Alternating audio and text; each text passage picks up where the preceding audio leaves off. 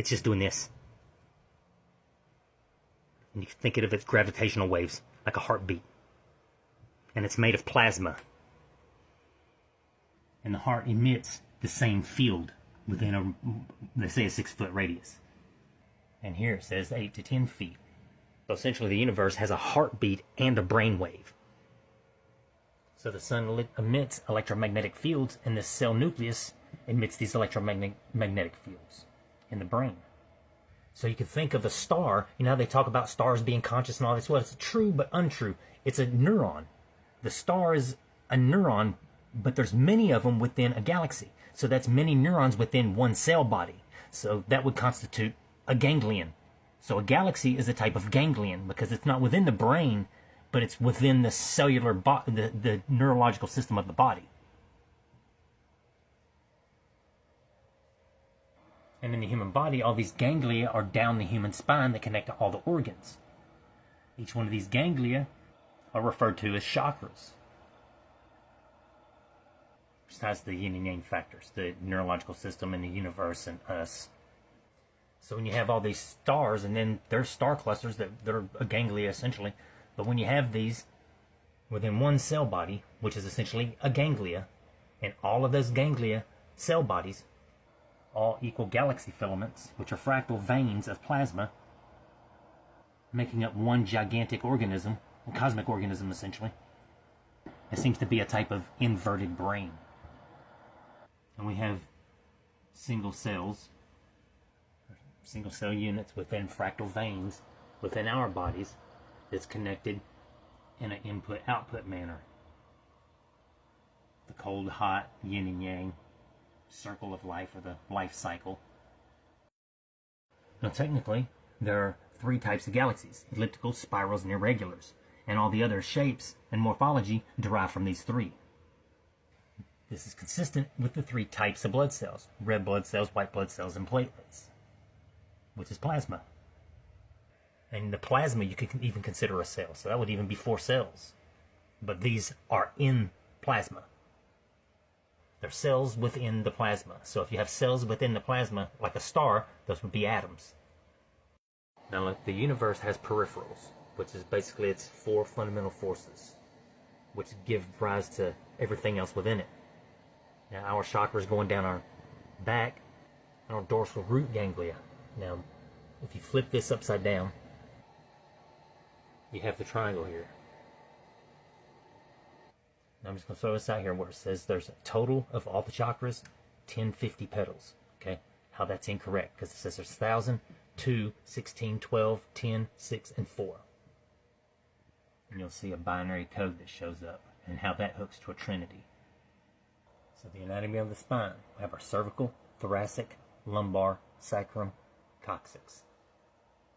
This is going to be our throat chakra, heart chakra, solar plexus chakra, sacral chakra, and root chakra.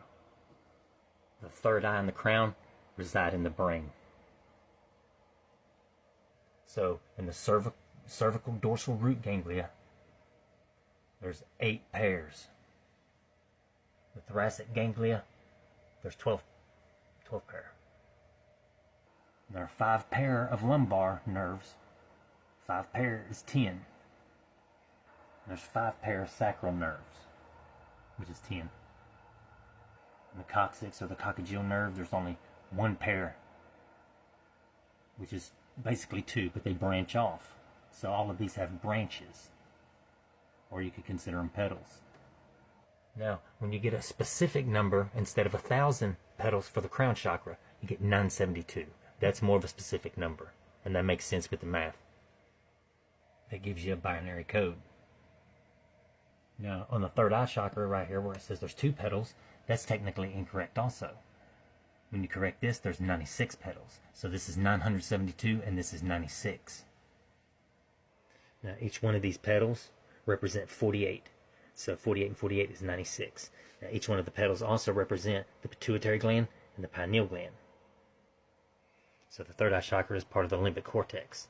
Now the crown chakra is the neocortex, which has 972 petals. So 972 plus 96 plus 16 plus 12, 10, 6, 4 equals 1116. Now that makes more sense because it perfectly divides by 3, 6, and 9, and 12. And it's technically 3, 6, 9, 12. See, 3, 6, 9 is the trinity of trinities, but you have to square the trinity of trinities. 3, 6, 9, 12. 12, 24, 36, 48.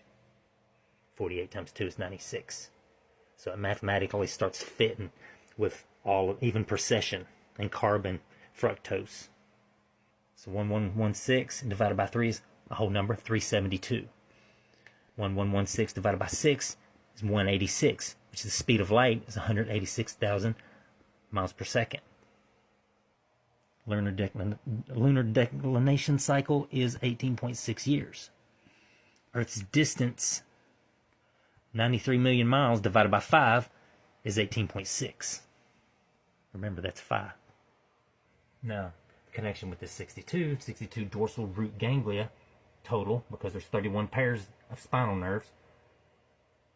62 plus 62 is 124, which is 1116 divided by 9. Now, 2 times 2 being 4, and 2 plus 2 being 4, making it a perfect square number. Now look, it only works with 3, 6, 9, 12 here. And that's it. 3 times 4 is 12. 1 plus 2 equals 3. 6 times 4 is 24. 2 plus 4 is 6. 9 times 4 is 36. 6 plus 3 is 9. 12 times 4 is 48. 8 plus 4 is 12. And of course, you reduce that further, it goes back to 3, and then it starts the cycle again. So you're literally squaring the circle. So you square the trinity of trinities, which is a binary system in the first place.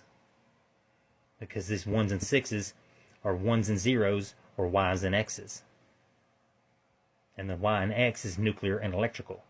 And nuclear and electrical energies that make up everything is 3 particles: proton, neutron, and electron, which is hence the trinity. So you have precession, 25,920 years. Specifically, if you ask Google, it's something like 25,774, something like that, which is incorrect. It throws a circle out. It's not the square circle. So you divide that by 9, you get 2880. Now fructose, as I mentioned in another video, C6H12O6. It's 96, which ties to the 96 here.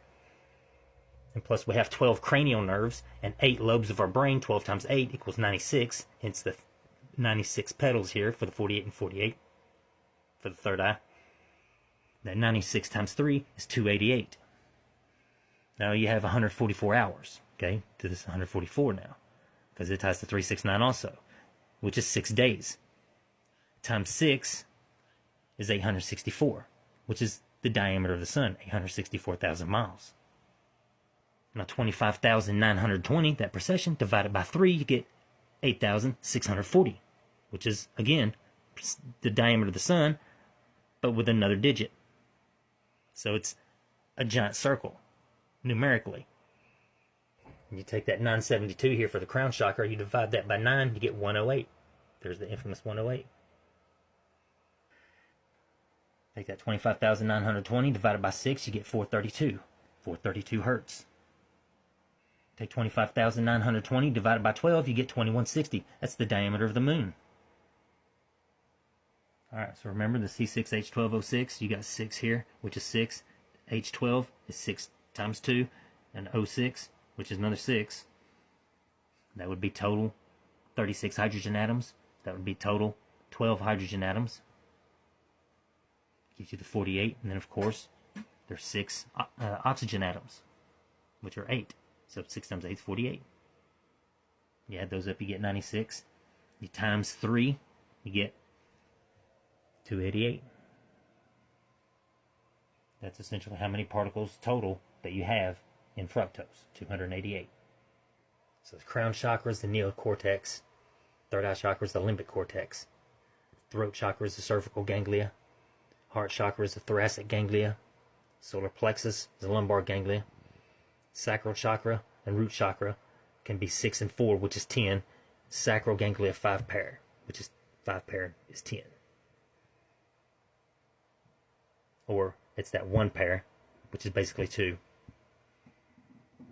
But I think they're actually lumped together in both aspects, because they all branch through here. They start branching.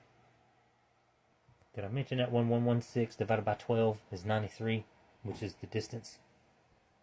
Divided by 5, 18.6. 18 being 6 times 3. Oh yeah, not to mention the universe technically being about 13.5 to 13.6 billion years old. Makes more sense with the square, because if you go out anything higher than that, you throw it out of circle. You throw the circle out of square, essentially. The 13.5 times 8 is 108. And if it's 13.6 billion years, it would be 108.8. So clearly the universe is showing up in us, and we're showing up in the universe. So there's definitely a mirror. It ties to basically the universe being an interactive system. You know, the world around us influences our thoughts. We think of things according to what we experience around us day by day. We don't know what we're going to experience in 10 minutes. So we don't know what we're going to be thinking, 10 minutes from now, or even a few minutes from now. So the world around us, and we take in influence from that generates thoughts inside of our head. So we're always analyzing. And we take that input in, and we react, and we interact with it. So it's an interactive system. It reacts with us, we react with it, even at subconscious levels. And this leads me to believe 9 times 16 is 144. Or you can multiply the 9 times 12, and you'll get 108. So I just got out of Family Dollar now after I made this video, and then 1666. Talk about synchronicity. Or is that creepy or what?